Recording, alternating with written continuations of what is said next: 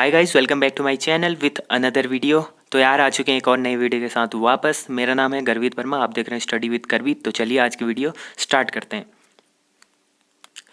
तो यार इससे पहले हम 21 यूनिट कंप्लीट कर चुके हैं, ठीक है। इससे पहले हमने 21 यूनिट कंप्लीट कर चुके हैं। आज हमारा 22वां यूनिट है।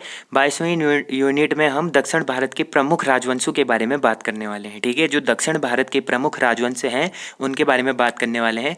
इसमें जैसे हमारे पल्लव वंश आते हैं, चालुक्य आते हैं। चालुक्य भी 3 प्रकार के थे। तो कौन कौन से थे उनके बारे में हम आगे बात करेंगे। तो बिना देरी के चलो वीडियो को स्टार्ट करते हैं। तो जो चालुक्य वंश थे वो 3 प्रकार के थे, ठीक है। कौन कौन से? पहले थे कल्याणी चालुक्य जो कर्नाटक वाले इलाके में रहते थे। दूसरे थे वातापी चालुक्य जो बीजापुर कर्नाटक वाले इलाके में रहते थे। तीसरे थे बेंगी चालुक्य, ठीक है। तो बेंगी जो रहते थे यहाँ पर आंध्र प्रदेश वाले एरिया में रहते थे, ठीक है। आंध्र प्रदेश वाले एरिया में क्या रहते थे? बेंगी चालुक्य रहते थे। और तमिलनाडु वाले में पहल्लव वंश रहता था। और कल्याणी चालुक्य यहाँ कर्नाटक वाले इलाके में रहते थे। और राष्ट्रकूट रहते थे उस टाइम पे महाराष्ट्र वाले इलाके पे, ठीक है।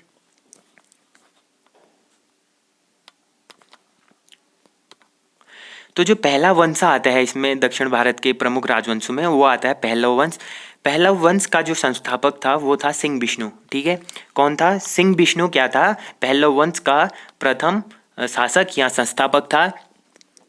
और ये कौन से धर्म को मानता था? ये मानता था वैष्णव धर्म को, ठीक है। जो सिंह विष्णु था वो वैष्णव धर्म को मानता था। और इसका जो कार्यकाल है वो है 575 ईस्वी से लेकर 600 ईस्वी तक का, ठीक है। 575 से लेकर 600 ईस्वी तक इसका कार्यकाल चलता है। और पहलव वंश की जो राजधानी थी वो थी कांचीपुरम, ठीक है। कांचीपुरम क्या थी? पहलव वंश की राजधानी थी, ठीक है। और सिंह विष्णु का एक दरबारी कवि भी था जिसका नाम था भारवी।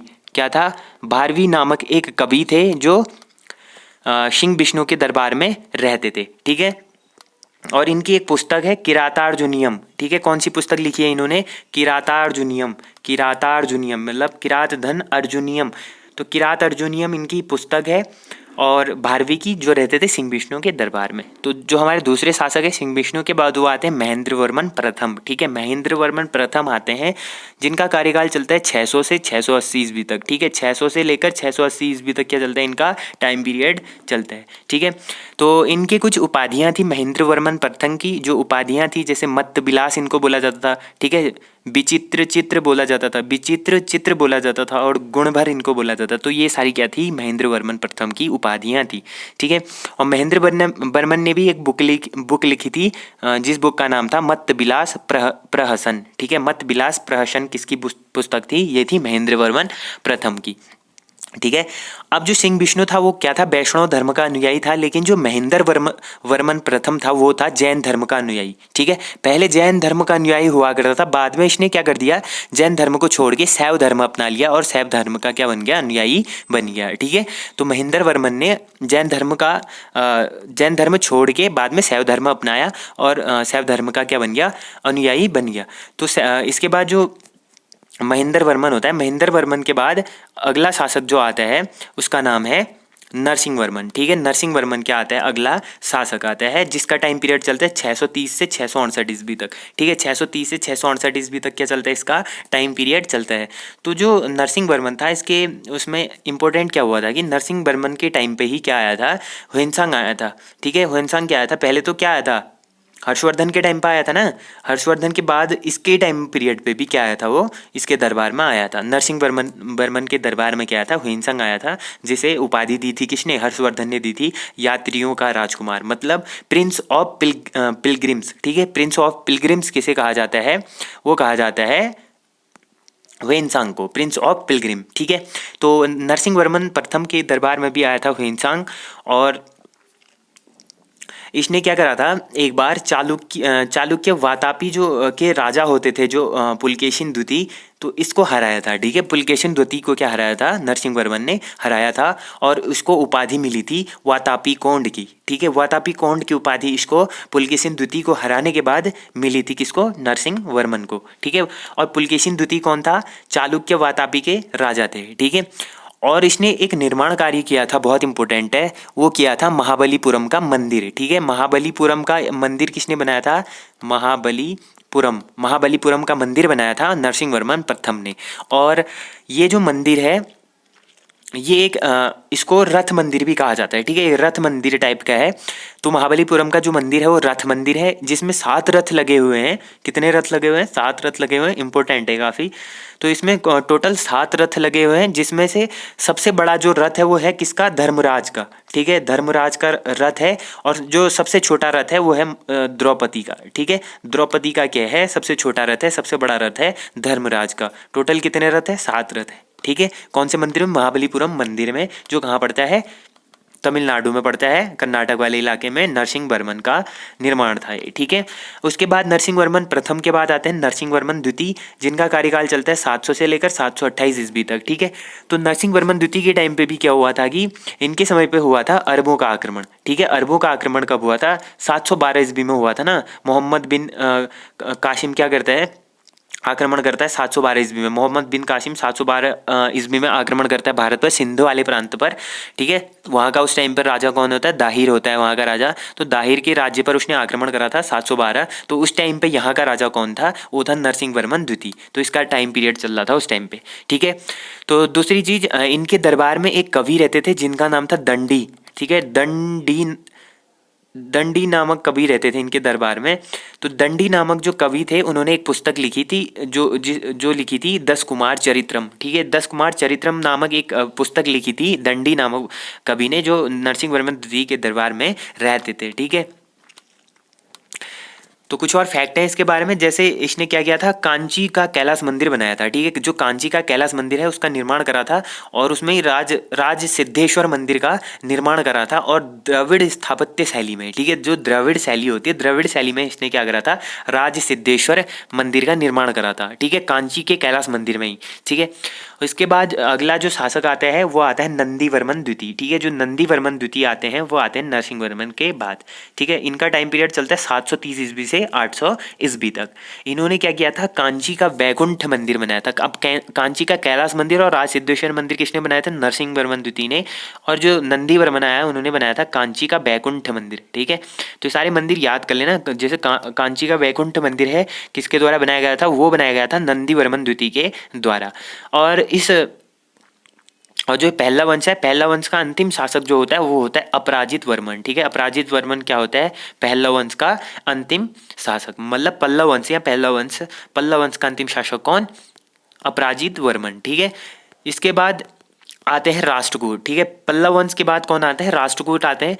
राष्ट्रकूटों में जो इनका जो संस्थापक हुआ था वो था दंती दुर्ग, ठीक है। दंती दुर्ग ने क्या किया था? राष्ट्रकूट वंश की स्थापना करी थी, और इसने जो अपनी कैपिटल बनाई थी वो बनाई था मनकिर, ठीक है। मनकिर बोला जाता है, मान्यखेत, मनकिर या मान्यखेत, ठीक है। जो कहाँ पड़ता है? सोलापुर महाराष्ट्र में पड़ता है। सोलापुर महाराष्ट्र में पड़ता है मनकिर या मान्यखेत।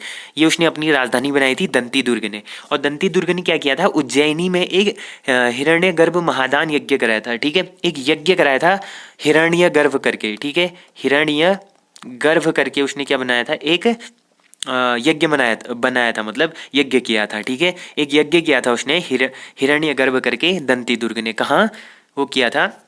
उज्जैनी में, ठीक है। उज्जैनी में क्या किया था इसने? यज्ञ किया था। अब दंती दुर्ग के बाद जो अगला शासक आता है, दंती दुर्ग के बारे में ज़्यादा इंपॉर्टेंट नहीं है, इन्होंने खाली एक यज्ञ ही किया था, और भी सारी चीज़ें करी होंगी, वो छोटी मोटी चीज़ें पूछता नहीं है। तो कृष्ण प्रथम आते हैं इनके बाद। तो कृष्ण प्रथम के बारे में थोड़ा सा इंपॉर्टेंट है।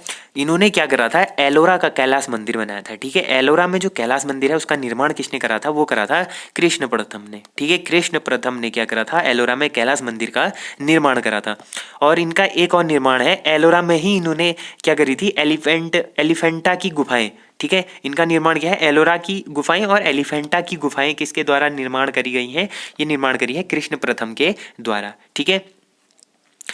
और इनमें जो एलिफेंटा की जो गुफाएं हैं वो, उसमें कितने गुफाओं का उल्लेख है? 34 गुफाएं हैं, ठीक है। एलिफेंटा की गुफाओं में कितने हैं? 34 गुफाएं हैं, जिसमें 1 से 12 बौद्ध धर्म को समर्पित है, मतलब बौद्ध धर्म के बारे में पता चलता है 1 से 12 नंबर तक की गुफाओं में, और 13 से 29 नंबर की गुफाओं में हिंदू धर्म के बारे में पता चलता है, और 30 से लेकर 34 नंबर तक की गुफाओं में जैन धर्म के बारे में पता चलता है।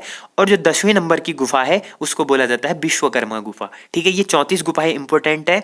34 गुफाओं में से है आपका 1 से लेकर 12 तक किसमें है? 1 से लेकर 12 तक है बौद्ध धर्म, और 13 से लेकर 29 तक है आपका हिंदू धर्म, और 30 से लेकर 34 तक क्या है, जैन धर्म। और जो 10वें नंबर का गुफा है वो उसको क्या बोला जाता है, विश्वकर्मा गुफा बोला जाता है। ठीक है, तो कृष्ण प्रथम के बाद जो अगले शासक आते हैं उनका नाम है ध्रुव। ठीक है, ध्रुव क्या बनते हैं, अगले शासक बनते हैं। तो ध्रुव को धारावर्ष भी बोला जाता है। ठीक है, इसको क्या बोला जाता है, धारावर्ष। ठीक है, धारावर्ष भी इनको बोला जाता है। तो इनके बारे में ज़्यादा इंपॉर्टेंट कुछ नहीं है। इनके बाद जो अगले शासक आते हैं उनका नाम है अमोघ वर्ष। ठीक है, अमोघ वर्ष जो अगले शासक आते हैं वो होते हैं जैन धर्म के अनुयायी। ठीक है, जो अमोघ वर्ष थे वो क्या थे, जैन धर्म के अनुयायी थे। और इन्होंने एक पुस्तक लिखी थी जिसका नाम था कविराज मार्ग। ठीक है, कविराज मार्ग। कविराज मार्ग किसकी पुस्तक है, वो है अमोघ वर्ष की। और एक दूसरी पुस्तक भी इसने लिखी थी, प्रश्नोत्तर मल्लिका। ठीक है, प्रश्नोत्तर मल्लिका एक और पुस्तक लिखी थी जो कन्नड़ भाषा में लिखी गई थी। तो प्रश्नोत्तर मल्लिका पुस्तक भी किसने लिखी थी, अमोघ वर्ष ने लिखी थी। ठीक है, तो इनके दरबार में भी कवि रहते थे जिनका नाम था जिनसेन। ठीक है, क्या नाम था, जिनसेन। जिनसेन नामक एक कवि रहते थे जिन्होंने एक पुस्तक लिखी थी आदि पुराण। ठीक है, आदि पुराण पुस्तक किसने लिखी थी, वो लिखी थी जिनसेन ने, जो अमोघ वर्ष के दरबार में रहते थे। और एक और कवि रहते थे इनके दरबार में जिनका नाम था महावीराचार्य। ठीक है, क्या नाम था, महावीराचार्य, जिनकी पुस्तक का नाम क्या है, गणित सार संग्रह। ठीक है, गणित सार संग्रह किसकी पुस्तक है, महावीराचार्य की पुस्तक है।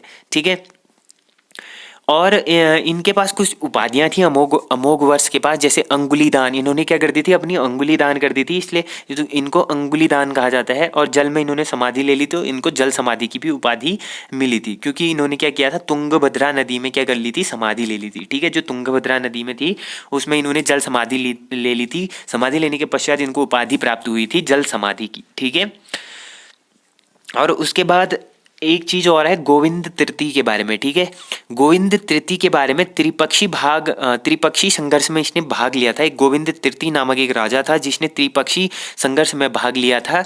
और चक्रायुद्ध हुआ, उनके संरक्षक धर्मपाल एवं प्रतिहार वंश नागभट्ट को इसने हराया था। ठीक है, जो त्रिपक्षी संघर्ष हुआ था, त्रिपक्षी संघर्ष के बारे में मैं अभी बताऊंगा आपको। जो त्रिपक्षी संघर्ष हुआ था उसमें इसने चक्रायुद्ध किया था। ठीक है, चक्रायुद्ध एवं जो चक्रायुद्ध के जो संरक्षक थे धर्मपाल। ठीक है, चक्रायुद्ध के जो संरक्षक थे धर्मपाल एंड जो प्रतिहार वंश था, धर्मपाल और प्रतिहार वंश के नागभट्ट को हराया था। ठीक है, धर्मपाल को हराया था और प्रतिहार वंश का कौन था, नागभट्ट था। इन दोनों को इसने क्या कराया था, त्रिपक्षी संघर्ष में हराया था। ठीक है, इसके बाद अगला शासक जो है इंद्र तृतीय के बारे में पढ़ते हैं।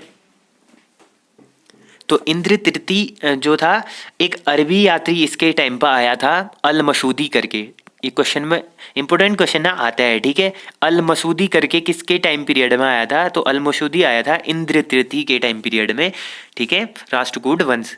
ठीक है, राष्ट्रकूट वंश का जो शासक है इंद्र तृतीय, उनके टाइम पर आया था।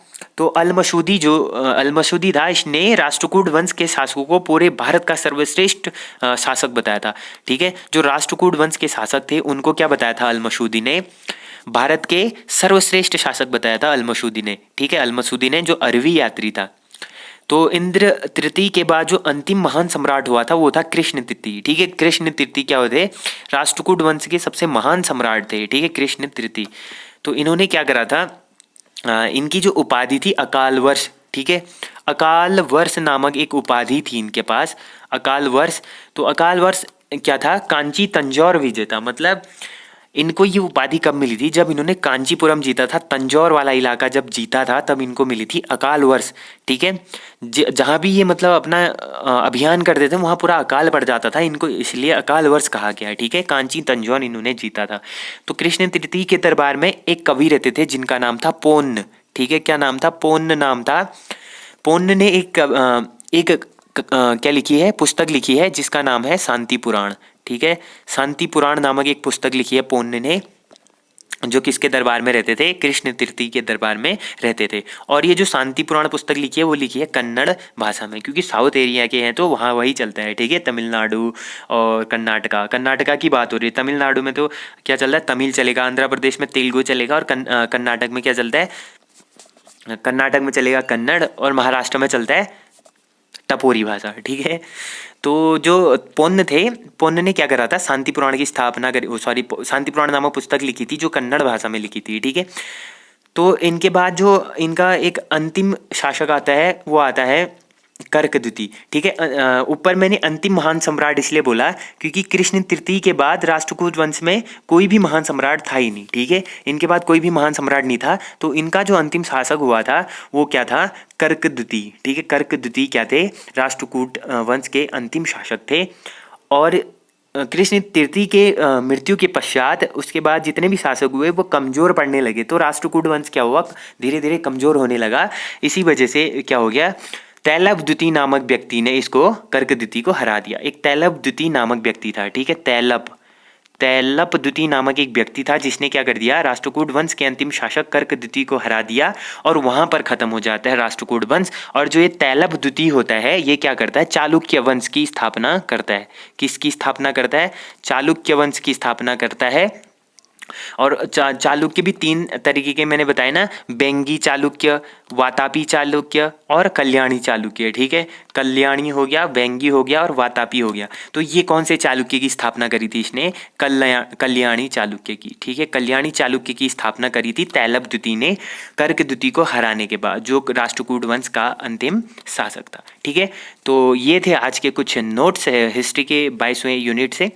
तो आई होप आपको वीडियो पसंद आया होगा। अगर वीडियो पसंद आए तो वीडियो को लाइक शेयर एंड सब्सक्राइब कर देना चैनल को। मिलते हैं ऐसे ही नेक्स्ट वीडियो में, तब तक के लिए take care and bye bye.